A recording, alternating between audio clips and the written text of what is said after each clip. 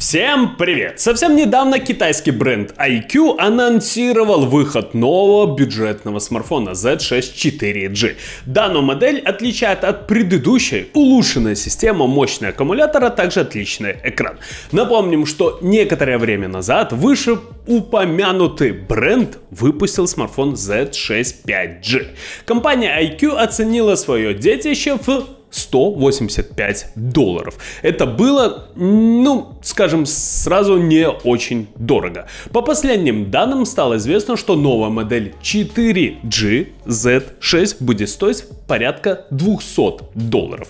Но слепо верить этому не стоит, так как предыдущая версия уже сейчас стоит в разы дешевле. Итак, основные фишки смартфона iQOO Z6 4G — это отличный AMOLED-дисплей на 6,4 дюйма, отличный процессор, учитывая стоимость Snapdragon 680, аккумуляторная батарея на 5000 мАч и многое другое. А теперь поподробнее. С вами канал Первый обзор. Поехали!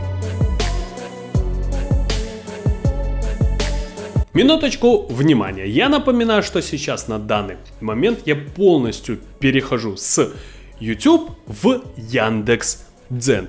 Подпишитесь, кому нравится мое творчество, на меня в Яндекс.Дзен. Почему? Потому что там будут выходить ролики регулярно. И там вы будете получать всегда свежие новости. Почему я перехожу на Яндекс.Дзен? Потому что YouTube не платит нам. То есть действительно уже тяжело многим блогерам вести свой YouTube канал. Почему? Потому что нет денег. Вот такие дела. Кому нравится мое творчество, спасибо вам за подписку. Стоит отметить и тот факт, что гаджет Z6 4G не стал лучше предыдущей модели Z5 5G в плане, как вы можете догадаться, поддержки сетей пятого поколения. Сердцем смартфона iQOO Z6 4G выступает мощный энергоэффективный процессор от компании Qualcomm, а именно Snapdragon 680. Напоминаю, это 8-ядерный чипсет, который был анонсирован 27 октября 2021 года и изготавливается по 6-нанометровому техпроцессору. Он имеет 4 ядра Creo 265 Gold Cortex A73 на 2.4 и 4 ядра Creo 265 Silver Cortex A53 на 1.8 ГГц. Экран смартфона имеет технологию AMOLED диагональю 6,4 дюйма. Для многих людей это большой минус, но стоит отметить, что есть множество плюсов. Основное — это, конечно же, насыщенность цветов. Если вам важно качество изображения, то выбирайте смартфон с AMOLED экраном. У такого дисплея цвета будут насыщенными и яркими, в отличие, конечно же, от IPS. Упоминание повышенной кадровой частоты мы на данный момент не получили. Оперативной памяти будет 4,8 ГБ. В режиме активной работы энергопотребление смартфона с новой памятью снижается примерно на 10%. В режиме сна дела обстоят еще лучше благодаря новому режиму глубокого сна, который гарантирует, что память потребляет на 40% меньше энергии в режиме ожидания. Флеш-памяти у всех версий будет всего лишь 128 гигабайт.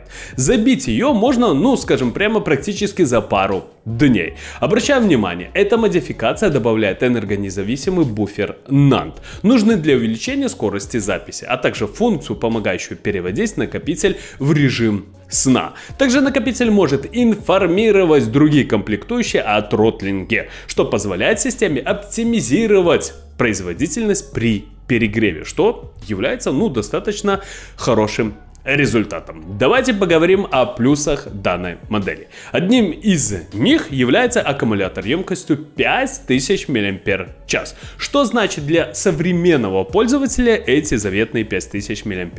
Все просто. Вы можете использовать свой гаджет в течение 2 дней и не переживать о том, что вам не удастся досмотреть любимый сериал. Еще одним плюсом является поддержка 44-ваттной зарядки. По официальной информации, устройство заряжается до 30% всего за 14 минут. За 35 минут показатель будет 70%, а на полную зарядку уходит чуть больше часа. 65 минут, если быть точным. Выражаясь простым языком, вы сможете зарядить свой смартфон в разы быстрее, чем, к примеру, зарядка меньшей мощности, что позволяет нам сэкономить время. А время, как известно, это ценный ресурс. Селфи-камера будет снабжена датчиком изображения на 16 мегапикселей. Тыльная камера будет состоять из основного модуля на 50 мегапикселей и дополнительного на 2 мегапикселя. Дактилоскопический сканер разместится на боковой грани. Роль программной платформы будет взложена на Android 12 с графическим интерфейсом FunTouch OS 12. Отмечаю, это гибкая и удобная оболочка, которую компания Vivo устанавливает на свои смартфоны. Производитель постоянно дорабатывает фирменный лаунчер. Актуальная 12-я версия OS получила ряд улучшений и оптимизации системы. Изменили меню приложений, перерисовали шторку, добавили виджеты и, конечно же, многое другое.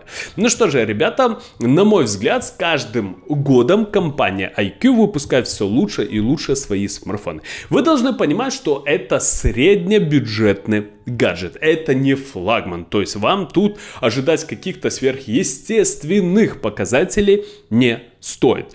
Но стоимость, как мы видим, достаточно заманчивая, и это очень хорошо, потому что сейчас дорогих смартфонов очень много. Z6 4G показывает нам, что можно сделать достаточно неплохой гаджет за небольшую стоимость. Самое главное, что, на мой взгляд, сейчас 4G, вряд ли кому-то нужен, потому что у нас в Беларуси только пускают 5G. И, как вы знаете, сейчас в мире очень большая проблема, потому что люди не верят 5G, потому что все-таки это излучение большое и так далее. $185 тому подтверждение. Лучше купить 4G, но с достаточно хорошими техническими характеристиками. AMOLED дисплей на 6,4 дюйма.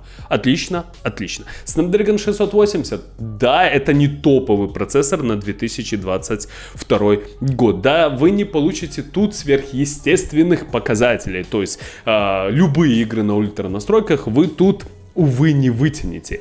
Но данный процессор очень и очень неплохое решение для нетребовательного пользователя. Почему? Потому что он может вам предоставить на средних настройках любые игры. Как вы знаете, этот процессор достаточно неплохо себя показал и в энергоэффективности, потому что Дракон 888 и 8 Gen 1 показали себя очень и очень плохо. Они действительно нагревают вас смартфоны. Почему я так говорю? Потому что у меня смартфон Samsung Galaxy S21 Fan Edition на Snapdragon 888. И есть проблемы, есть. Кто бы мне что ни писал, есть, конечно же, проблемы с перегревом.